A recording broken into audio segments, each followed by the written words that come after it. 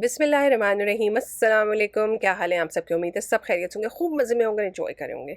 और जनाब फजर के बिल्कुल बाद का टाइम है। मुझे आवाज़ दी गई कि खिड़की से बाहर देखो, रेनबो नज़र आ रही है। शायद आपको थोड़ी सी नज़र आ रही हो, क्योंकि बाय द टाइम मैं भाग के नीचे गई तो यकीन माने कौसो क़ज़ा का दूर दूर तक कोई निशान नहीं था। पता नहीं फ़ौरन ही गायब ही हो गई। होपफुली आपको कुछ तो नज़र आया होगा। हमेशा से मैं अपने बच्चों के टीचर्स को आखिरी दिन कोई ना कोई छोटा मोटा गिफ्ट और एक कार्ड ज़रूर देती हूँ। बस एक टोकन ऑफ अप्रिसिएशन होता है कि आपका बहुत शुक्रिया, पूरा साल आपने हमारे बच्चे का ख्याल किया। लेकिन जैसे ही बच्चे बड़े होते हैं तो ये ट्रेडिशन भी साथ ही ख़त्म हो जाता है।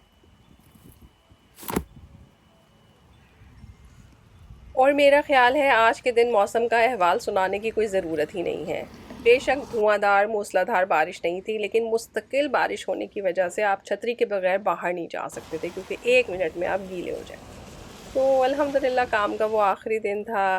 कुछ छोटे मोटे गिफ्ट आपको भी अपने कोलीग से, अपने बच्चों से कहीं ना कहीं से मिल जाते हैं, और आपका दिल भी खुश होता है कि चले किसी ने आपको याद तो रखा। और जी छुट्टियों की इब्तिदा होते ही मैंने बच्चों के ज़िम्मे कुछ काम लगा दिए। मैं पहले सोच रही थी कि आउटडोर डेकोरेशन में जो चीज़ें लगी हुई हैं वो सारी फेंक के नई ले आऊँ, क्योंकि इन सब पे ज़ंग लग गया था। बाद में मैंने अपनी बेटी से कहा कि क्यों नहीं तुम इन सबको पेंट कर देती, तो उसने इतना प्यारा पेंट किया कि ज़रूरत ही नहीं महसूस हुई कि आप कोई नई चीज़ ख़रीद के लाएं। आप लोगों ने लास्ट वीक मुझे बहुत हैरान किया, क्योंकि मैंने कहीं पे भी पोस्ट नहीं किया और कहीं पे भी मैंने नहीं लिखा कि हमारी कोई शादी की सालगिरह भी गुजरी थी। अब छोड़ें यार, इतने साल गुजर जाएं तो क्या बंदा ऐलान करता रहे अपनी शादी की सालगिरह का। लेकिन मज़े की बात यह है कि मुझे इंस्टाग्राम पे इतने सारे डीएम आए। खैर इतने सारे तो नहीं, 8-10 थे। लेकिन मुझे इस बात पे बहुत हैरत हुई कि माशाल्लाह माशाल्लाह आप लोगों की याददाश्त कितनी अच्छी है। आप लोगों को पिछले साल से मेरी शादी की सालगिरह की डेट याद थी, और आप सबने मुझे विश भी किया। कुछ लोगों ने मुझसे पूछा भी कि आपने कोई व्लॉग में क्यों नहीं इसका जिक्र किया। यहाँ पे मैं आपसे एक बड़े मज़े का किस्सा शेयर करती हूँ कि मेरी अम्मा कहा करती थी कि जून और जुलाई ना बड़े खर्चे वाले महीने। वजह ये थी कि जून जुलाई की छुट्टियाँ होती थी तो हम ज़ाहिर है पाकिस्तान में ही वो दिन गुजारा करते थे। बीच में हमारी बेटी की सालगिरह भी आती थी, हमारी वेडिंग एनिवर्सरी भी आती थी, आपकी बहन की सालगिरह भी आती है इन महीनों में। उसके अलावा जो है वो फादर्स डे भी आने लग गया। तो अब जब मैं याद करती हूँ ना, तो मुझे इतनी हँसी आती है। उस वक़्त भी मैं मज़ाक उड़ाया करती थी। मैं कहती थी अच्छा है आपके खर्चे कराने हम आ जाते हैं। लेकिन यकीन माने इन 2 महीनों में इतना कुछ होता है सेलिब्रेट करने के लिए कि हम अपनी वेडिंग एनिवर्सरी बहुत ही मुख्तसर घरेलू पैमाने पे मनाते हैं, और अल्लाह का शुक्र अदा करते हैं कि अल्हम्दुलिल्लाह अल्लाह ताला ने इतना अच्छा टाइम खैर से गुज़ार दिया है, और आगे आने वाला दिन भी खैर व आफ़ियत का हो। तो बच्चियाँ जो हैं वो अपनी फ्रेंड्स के साथ मॉल आई हुई थीं, और हम भी उनके साथ आए। वो अपना फिर रही थी, कुछ काम था उनको, और हम दोनों ने बैठ के यहाँ पे फूड कोर्ट में खाना भी खा लिया, थोड़ी सी विंडो शॉपिंग भी कर ली। और हाँ, सिर्फ विंडो शॉपिंग नहीं की भाई, कुछ और शॉपिंग भी की। और आप देखिए ज़रा कितनी खूबसूरत फ्लावर बास्केट हम लेकर आए हैं। असल में तो मुझे फूलों का कॉम्बिनेशन और रेड बास्केट इतनी पसंद आई तो मैंने ख़रीद लिया। और मैंने एक चीज़ नोटिस की थी कि जहर्स पे ये $20 की लगी हुई थी, और वॉलमार्ट पे $9 की, 9.99 की।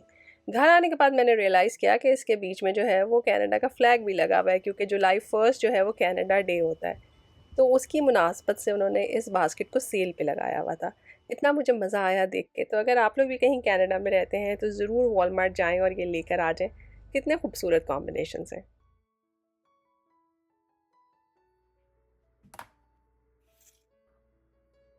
और जनाबे वाला समर वेकेशन हर जगह पे स्टार्ट हो गई है। और समर वेकेशन का मतलब ये है कि आपको सुबह सुबह उठ के कुछ बच्चों को छोड़ने, स्कूल जाने, लंच बनाने वाले चक्कर से जो है वो छुट्टी मिलने वाली है।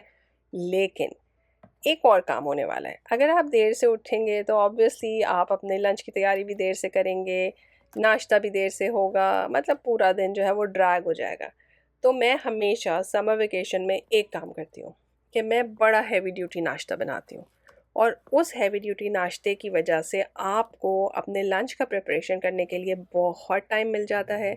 कुछ चीज़ें आप पहले से बना के रख सकते हैं ताकि आपको जो है वो सारा दिन खाना खिलाने की टेंशन ना हो। ऑब्वियसली बच्चे सारा दिन अगर घर में होंगे तो वो बोर होते हैं, उन्हें कुछ ना कुछ तो एंटरटेनमेंट चाहिए, और पाकिस्तानी और देसी घरों की एंटरटेनमेंट सिर्फ और सिर्फ खाना ही होती है, आपको पता है।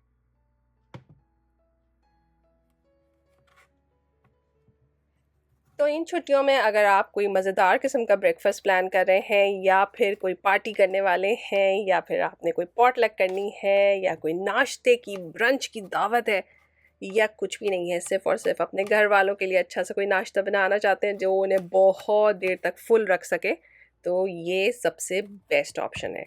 कीश बेसिकली बेक्ड ऑमलेट होता है, ठीक है, लेकिन हम उसकी अगर बेस आटे से बनाएं, जैसे कि पाए कि आप एक फिलिंग बनाते हैं, या फिर उसकी बेस अगर हम बॉइल्ड पोटैटो से बनाएं, यानी कि उबले हुए आलूओं के साथ, तो वो नॉर्मल सा बेक्ड ऑमलेट जो है वो एक बड़ा ही हेल्दी हार्टी मील बन जाता है, जो आपको बहुत देर तक फुल भी रखता है। उसमें आप बहुत सारी वेजिटेबल्स डाल सकते हैं जो नॉर्मली आपके बच्चे नहीं खाते।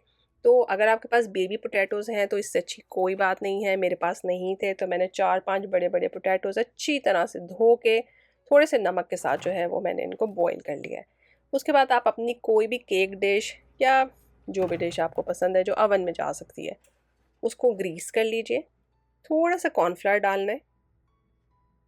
इसका रीज़न ये है कि आलू में जो एक्स्ट्रा मॉइस्चर है वो ड्राई हो जाए, क्योंकि हम इसका एक बेस बनाएंगे और इसको 10 मिनट के लिए अवन में बेक होने के लिए रख देंगे, जिसकी वजह से ये क्रिस्पी हो जाएंगे और आपका बड़ा ही अच्छा पूरी प्रॉपर पाई की तरह का बेस तैयार हो जाएगा। आप लोगों ने नोट किया होगा कि अगर हम तवे पे भी ऑमलेट बनाते हैं और प्याज को अच्छे से नहीं बना पकाया जाता तो वो बीच में सख्त सख्त सा रहता है। तो इसी तरह से आपने थोड़े से बटर में प्याज को सॉटे कर लेना है, और साथ में आप फ्रेश पालक डाल सकते हैं। मेरे पास फ्रोज़न थी तो मॉइस्चर कंट्रोल करने के लिए मैंने उसका सारा पानी निचोड़ दिया और उसको भी प्याज के साथ 1 मिनट के लिए सॉटे कर लिया। तो टेक्निकली ये लोडेड पोटैटो बेक है, जिसको आप टी टाइम पे, ब्रेकफास्ट टाइम पे, कहीं पे भी सर्व कर सकते हैं। और अब हम उसकी फिलिंग्स बना रहे हैं। बेसिक रूल मैं आपको बताती हूँ। हम इसके अंदर डालेंगे 3 अदद अंडे। किसी भी कीश को बनाने के लिए बड़ा ही स्टैंडर्ड एक नुस्खा होता है, एक फार्मूला होता है कि आपने 3 बड़े अंडे लेने हैं, किसी भी मेजरिंग कप में उन्हें तोड़ लीजिए। साथ साथ हमने कोई सा भी कोल्ड मीट है उसके आप छोटे पीसेस कर लीजिए। आप सॉसेज भी यूज़ कर सकते हैं, आप कबाब भी यूज़ कर सकते हैं, आप बॉइल्ड चिकन भी यूज़ कर सकते हैं, और आप किसी भी मीट के बगैर इसे बना सकते हैं। तो 3 अंडे डालने के बाद जहाँ तक 2 कप का मार्क है, अब आप देख सकते हैं कि 2 कप कहाँ नज़र आ रहा है। तो अंडों को ज़रा सा आप फेंट लीजिए और 2 कप के मार्क तक आप इसमें दूध डाल दीजिए। सिंपल। आपकी कोई भी कीश बनाने के लिए ये एक स्टैंडर्ड हो सकता है। वैसे तो ये अंग्रेज़ी स्टाइल खाने होते हैं, इसमें नमक काली मिर्च डाल के ही अगले कहते हैं कि वाह क्या पकाया है। मगर आपको हमारा पता ही है, हम थोड़े देसी ज़रा ज़्यादा हैं, तो हम इसमें लाल मिर्च भी डालेंगे, हम इसमें जिंजर गार्लिक पेस्ट भी डालेंगे। नमक मिर्चें अपने हिसाब से ठोक के डालें ताकि बिल्कुल ही फीका ना बने, क्योंकि ये याद रखें कि आलू उबालते हुए आपने उसके अंदर ज़रा सा नमक ही डाला हुआ है। तो ज़रा सोच समझ के इसको आप सीज़न कीजिएगा। इसमें आप ड्राई हर्ब्स डाल सकते हैं, कुटी हुई मिर्चें डाल सकते हैं, अपनी मर्ज़ी की कोई भी सब्ज़ी डाल सकते हैं, बचा हुआ कोई भी गोश्त डाल सकते हैं, और गोश्त के बगैर भी बना सकते हैं। कोई हार्ड एंड फास्ट रूल नहीं है। सब्जियों में हमने मासूम सी हरी मिर्चें, धनिया और टमाटर डाला है। आप चाहें तो इसके अंदर थोड़ी सी कैबेज डाल सकते हैं, मशरूम डाल सकते हैं, कॉर्न डाल सकते हैं, मटर के दाने भी डाल सकते हैं। चीज़ भी अगेन ऑप्शन है, अगर आप चीज़ी बनाना चाहते हैं तो डाल दीजिए। मैंने थोड़ा थोड़ा सा चीज़ डाला है। अगर आप एक्स्ट्रा चीज़ी बनाना चाहते हैं, यानी कि जितना गुड़ डालेंगे उतना मीठा होगा, तो बहुत सारा चीज़ डालें। हमें नहीं डालना था इतना चीज़, वरना फिर हम कुछ और तो खा ना पाते। तो जैसे ही 8-10 मिनट में आपकी बेस बेक होके निकलेगी, उसका मॉइस्चर ड्राई हो गया होगा, वो ज़रा क्रिस्पी हो जाएगी, उसके ऊपर आपने अपना स्पिनच और प्याज का मिक्सचर डाल देना है ना। और आपने नोट किया कि यहाँ पे हमने कहीं पे भी कोई बहुत ऑयल या बटर नहीं यूज़ किया है, बस ज़रा से बटर में हमने अपनी पालक को सॉटे किया था। तो इस स्टेज पे जब आप ये सारा मिक्सचर इसके ऊपर डालेंगे, तो कहीं कहीं आप 2-3 पीसेस बटर के भी डाल दें, ताकि ये बिल्कुल ड्राई ना हो और इसे बेक होने में, गोल्डन होने में आसानी हो। तो एक तरह से समझो मैंने 3 टीस्पून बटर डाला है और इसे बेक होने रख दिया है 20 से 25 मिनट के लिए। इतनी देर में हम बना लेंगे अपनी कड़क चाय, ताकि हम अपने नाश्ते के साथ उसका मज़ा ले सकें। मुझे तो सही लग रहा है, पका हुआ है। हमारे ओवन में ये 25 मिनट में बेक हुआ था। आप देख सकते हैं कॉर्नर से गोल्डन हो गया है, मिडिल में से हिल नहीं रहा है, गीला नहीं है। इसको बाहर रखेंगे 5 मिनट, इसको रेस्ट देंगे। ये अंदर से इतना गर्म है कि आप इसे फ़ौरन नहीं खा सकते। 5 मिनट के बाद अगर आपने इस तरह की केक डिश में बनाया है तो आप समझ सकते हैं कि आपको इसकी साइडें रिलीज़ करनी पड़ेंगी, थोड़ी सी मेहनत लगेगी, लेकिन रिज़ल्ट वाह, माशाल्लाह। चूँकि मैंने आपको पूरा डेमोंस्ट्रेशन देना होता है, शो करना होता है कि पीस कैसे कटेगा, तो मैंने इसको ठंडा किया ज़रा और उसके बाद मैंने इसका पीस काटा। लेकिन मज़ा तो उसी में है कि जब ये गरमा-गरम निकले, आप फटाफट इसको खाएँ। उस वक़्त ये बहुत सॉफ्ट होगा, ज़ाहिर है अंदर चीज़ जो है वो अपनी जगह पे, एक जगह पे एडजस्ट नहीं हुआ होगा, तो इतना गूई होगा, इतना मज़ेदार होगा। लेकिन मैंने इसको थोड़ा 10 मिनट ठंडा किया है। आप अंदर से देख सकते हैं अभी भी धुआँ निकल रहा है। तो बहुत प्यारे इसके पीसेस कट जाते हैं। जिस दिन बनता है उसी वक्त गरमा-गरम खाने में जो मज़ा है, बस वो उसी टाइम का है। अगर बच जाए तो फिर आप इसको एयर फ्रायर में गरम करें या फिर ओवन में ही गरम करें, क्योंकि फिर पोटैटो जो है वो नीचे से सॉगी हो जाते हैं और वो वाला क्रिस्पीनेस वाला जो एक इफ़ेक्ट है ना, वो चला जाता है।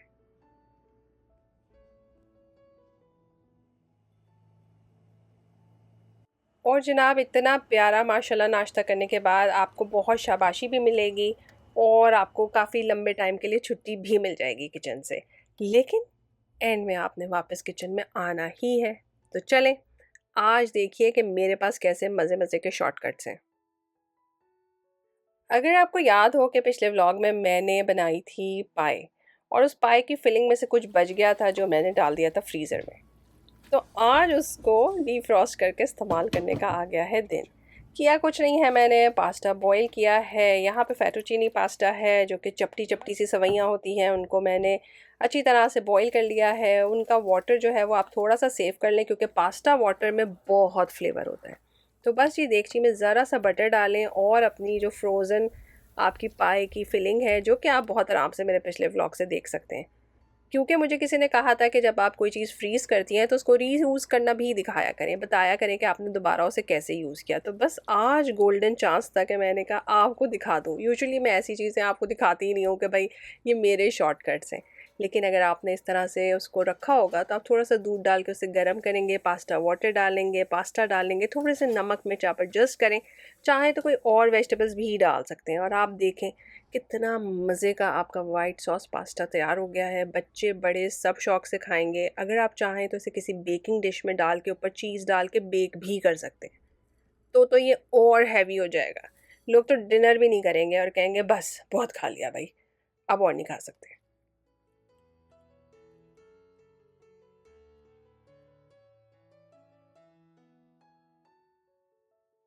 अच्छा सा खूबसूरत सा समर डे हो और आपने इतना अच्छा नाश्ता और लंच प्रिपेयर किया हो ज़्यादा मेहनत किए बगैर, तो फिर आपका एक मीठा तो बनता ही है। और वो भी फ्रूट बेस, इसलिए क्योंकि आजकल फल, सलाद और दही, इन सब चीज़ों को खाने का जो मज़ा आता है ना, वो सर्दियों में ऑफ कोर्स नहीं आता। और हमारे पास तो आपको पता ही है कि गर्मियों के दिन कितने कम होते हैं। तो हमारे पास बहुत अच्छी स्ट्रॉबेरीज़ आई हुई थी। मैंने जैसे कि हज़ार दफ़ा पहले बताया कि मैं बहुत देसी हूँ, मुझे स्ट्रॉबेरी, ब्लूबेरी, रेडबेरी कुछ भी पसंद नहीं आती, अनलेस कि आप इन्हें बेक कर दें। तो आपने 7-8 स्ट्रॉबेरीज़ ली हैं, उनमें 1 टीस्पून शुगर डाल के रख दिया है। ये थोड़ी-सी सॉफ्टन हो जाती हैं ना, तो बेकिंग में ज़रा ज़्यादा अच्छी लगती हैं। और देखें, मैंने अपना नया मिक्सिंग बोल निकाला है। मैंने कहा चलें इसका भी इनॉग्रेशन हो जाए और इस केक की मैं थोड़ी-सी आप लोगों को हिस्ट्री बता दूँ। मेरे पास बहुत सारे मैसेजेस आते थे कि आप बहुत बड़े केक बनाती हैं, प्लीज़ एक छोटा केक बनाना बता दीजिए। अच्छा, मैं इंडिविजुअली डीएम में रेसिपी लिख के भेज देती थी, लेकिन फिर मुझे ख़्याल आया एक मैसेज के बाद कि किसी खातून ने लिखा था हम सिर्फ 2 लोग हैं, तो हमारे लिए तो छोटा केक भी बहुत बड़ा हो जाएगा। तो हो सके तो आप एक छोटा केक ज़रूर बनाएं। और नॉर्मली मैं बड़ा केक बनाने में इसलिए इंटरेस्टेड होती हूँ क्योंकि देखिए मेहनत उतनी ही लगती है और अगर बच जाए तो आप उसे फ्रीज़ कर सकते हैं। देखिए जिनकी वाकई छोटी फैमिली है तो वो फ्रीज़ करके भी क्या करेंगे। तो इसलिए मैंने सोचा एक बिल्कुल छोटे मुन्ने से केक की रेसिपी देती हूँ जो आप बहुत आराम से बना सकते हैं। इसके सारे इंग्रेडिएंट्स डिस्क्रिप्शन में हैं, प्लीज़ इस वीडियो के नीचे देखिए, आपको सब कुछ मिल जाएगा। वैसे मैंने किया कुछ नहीं है, महज़ 1 अंडे का केक है ये, 3 अंडों का केक नहीं है। है ना मज़े की बात? चीनी, केक नहीं, केक नहीं, चीनी, अंडा और तेल इसको अच्छे से ब्लेंड कर लिया है। उसके बाद उसके अंदर आपने ड्राई इंग्रेडिएंट्स डाल दिए हैं और उसे हाथ से फ़ोल्ड कर लीजिए, ठीक है? इसमें दूध भी गया है और अगर इस वक्त अगर आपको लग रहा है कि ये बहुत रनी है, बहुत पतला है, तो बिल्कुल मत घबराएं। ये फ्रूट बेस्ड केक है, इसको कुक होने में टाइम लगता है, ये बड़े अच्छे से सेट हो जाएगा। तो यहाँ पे हमने 8 स्ट्रॉबेरीज़ ली हैं, उनको थोड़ी चीनी डाल के रखा था तो वो सॉफ्ट हो गई। अगर आप नहीं डालना चाहते ना तो कोई मसला नहीं है, मत डालें चीनी। और इसकी जगह आप ब्लूबेरीज़ भी इस्तेमाल कर सकते हैं, अपनी मर्ज़ी का फ्रूट डाल सकते हैं। थोड़े से अखरोट हैं, इन्हें मैंने ज़रा से मैदे में कोट किया ताकि बिल्कुल ही नीचे ना बैठ जाएं और हर जगह पे केक में ये स्प्रेड हो जाए। ज़्यादा मिक्स नहीं करना प्लीज़, मैं हर दफ़ा कहती हूँ, ओवर मिक्स नहीं करें। यहाँ पे कुछ चीज़ें समझने वाली हैं। छोटा सा पैन है, उसको ग्रीस करना है, पार्चमेंट पेपर लगाना है, इसमें आपने बैटर डाल दिया है, थोड़े से वॉलनट, थोड़ा सा रेसबेरी जैम जो मेरे घर में कोई नहीं खा रहा। आई डोंट नो लोग क्यों नहीं खा रहे, उन्हें पसंद नहीं आ रहा, पर मैंने उन्हें खिलाना है तो मैंने ऊपर से डाल दिया है। तो आप एप्पल जैम, मैंगो जैम जो पसंद है वो डाल सकते हैं, इससे अच्छा फ्लेवर आ जाएगा भाई, सीधी सी बात है, और इस्तेमाल भी हो जाएगा जैम। उसके अलावा आप ऊपर से थोड़ी सी ब्राउन शुगर डाल सकते हैं। चूँकि ये फ्रूट बेस्ड केक है तो ये मत समझिए कि छोटा होने की वजह से ये 10 मिनट में बेक हो जाएगा, नहीं। इसको बेक होने में कम से कम 30 से 35 मिनट लगेंगे, डिपेंड करता है कि आपका ओवन कैसा है।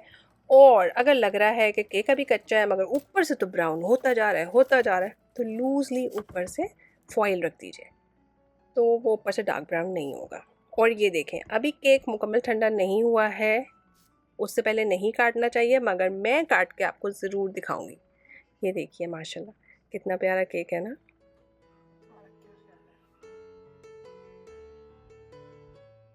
और जनाब आते हैं आज के लास्ट शॉर्टकट की तरफ, और ये बड़ा मज़े का शॉर्टकट है। अगर आपने एक आध दिन पहले कीमा बनाया था और वो बच गया है तो आप इसके अंदर थोड़ा सा टोमेटो सॉस डाल के उसको पतला कर सकते हैं। कोई बचा हुआ चिकन है उसको इस्तेमाल कर सकते हैं।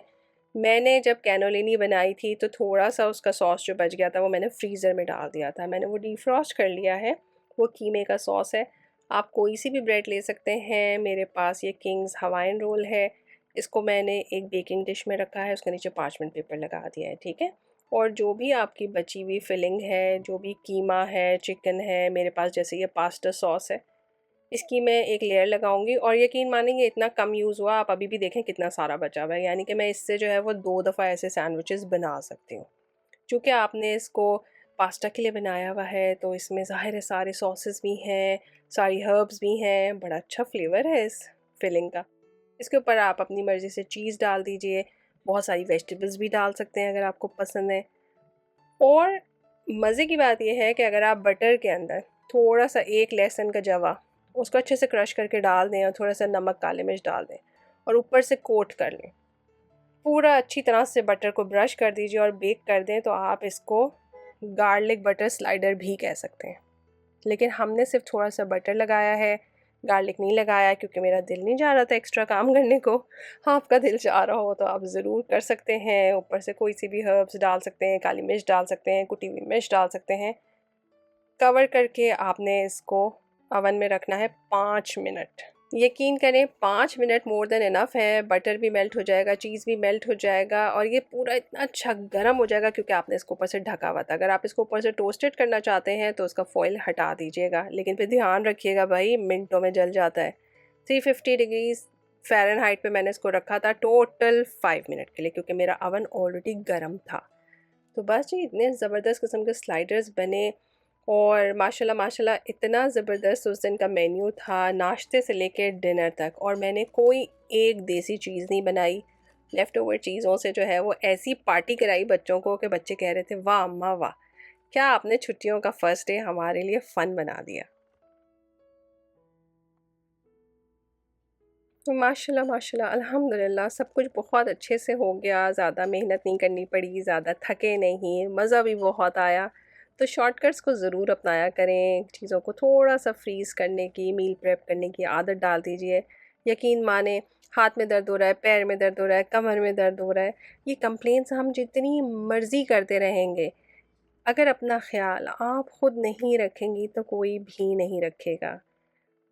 अपने घर वालों को खिलाना, उनका ख्याल करना बेशक बहुत ही खूबसूरत तजुर्बा होता है, लेकिन ये उसी वक्त अच्छा लगता है जब आप भी 100% हो। मैं हर दफ़ा ये कहती हूँ, खाली ग्लास से आप किसी की प्यास नहीं बुझा सकते। तो सबसे पहले अपने आप को रीफ़िल कीजिए, अपने आप को सुकून दीजिए, अपने लिए आसानियाँ लेकर आइए। ये मतलब नहीं है समर वेकेशन का कि आप डबल थक जाएंगे, ठीक है। बच्चों के साथ टाइम बहुत अच्छे से गुजारें, उनकी मर्ज़ी की फ़िल्में देखें, उनके साथ वॉक करने जाएं, उनके साथ अच्छी अच्छी बातें करें। तो इसके ऊपर मज़ीद हम कुछ और व्लॉग्स भी बनाएंगे ताकि आपको भी आइडियाज़ मिल सकें। कोई आपके पास अच्छे आइडियाज़ हों तो मेरे साथ ज़रूर ज़रूर शेयर करें। तो देखिए, माँओं के साथ टाइम जो गुजारा जाता है वो लाइफ टाइम मेमोरी होती है। अगर कंप्लेन करके गुजारेंगे तो उन्हें हमेशा यही याद रहेगा कि हमारी माँ तो हर वक्त थकी भी होती थी। तो प्लीज़ अपनी जान को आसानी दीजिए। हजरात से भी रिक्वेस्ट है कि बच्चे माशाल्लाह बहुत एनर्जी मांगते हैं। घर में होने का ये मतलब नहीं है कि वो कुछ नहीं कर रहे और कोई उन्हें एंटरटेन नहीं कर रहा। तो प्लीज़ अपनी ख़वातीन का भी ख्याल कीजिए, अपने बच्चों का भी ख्याल कीजिए और ख़ुद भी उनके साथ अच्छा टाइम गुजारिए, ताकि उनकी याददाश्त में आप भी बहुत अच्छी तरह से महफूज हो जाएं। तो अल्लाह ताला हम सब के घर शाद और आबाद रखे, भरे पूरे रखे, आसानियाँ, खैर, आफ़ियत और सेहत के मामले करे और सबसे इम्पोर्टेंट दीन और ईमान की हिफाजत फरमाए और ख़ात्मा बिल खैर हो। तो दूसरों को आसानियाँ दिया कीजिए, इंशाअल्लाह ताला अल्लाह ताला आपको भी ढेरों ढेर आसानी देंगे। फिर मिलेंगे एक नए मज़ेदार से व्लॉग में। प्लीज़ चैनल को लाइक और सब्सक्राइब ज़रूर कीजिए। यकीन माने मुझे इससे खुशी होती है। खुश रहिए, आबाद रहिए। फिर मिलते हैं नेक्स्ट वीडियो में। तब तक के लिए अल्लाह हाफ़िज़।